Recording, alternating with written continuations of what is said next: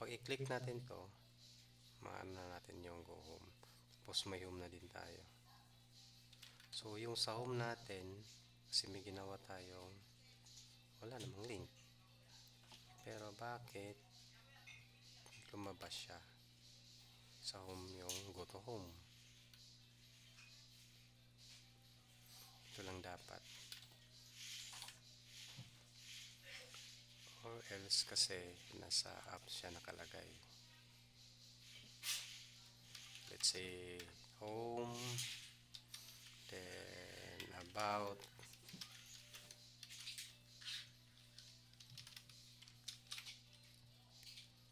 and ito din is about. Okay, so may home na tayo at saka may about. Home, about natin wala pang laman.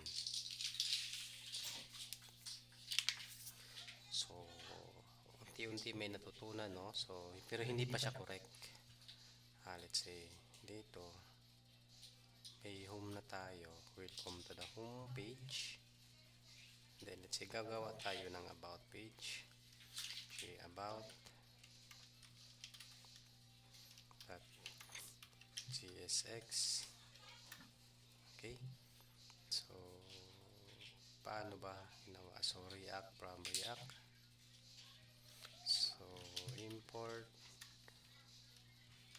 let's say import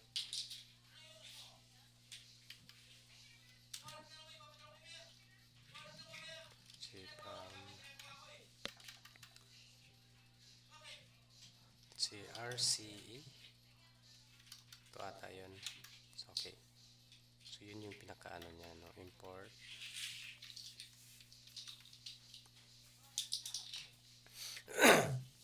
So may about na tayo, no? So yung si about, ano nang pinagkaiba nito? May render, may return.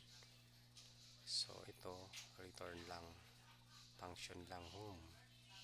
So ito import class, import, export default. Bakit dalawa? So may about na tayo. So dito sa apps, tawagin na naman natin si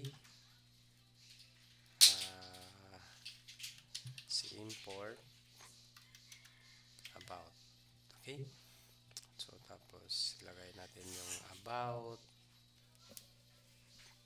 kasi may, so gagawa tayo ng link na about.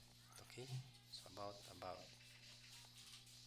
So ang purpose pala nito is gagawa tayo ng router, no? I mean route. Pero para ma-access natin yung route, para alam natin, para visible yung route na yon, so kailangan natin ito para natin makita. Kasi kung ito lang ilalagay natin, so hindi natin alam, no? Hindi natin alam. So let's try. So ito is para maging visible yung route na to. Okay? So ito naman is nakalink siya dito para ma-access natin yung laman ng page na about.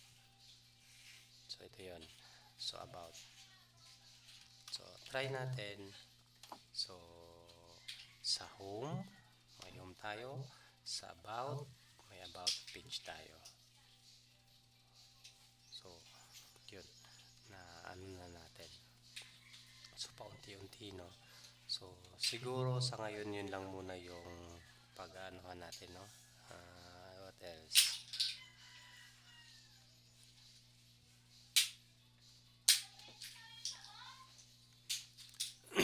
So siguro sa next meeting natin is paano natin mapaganda yung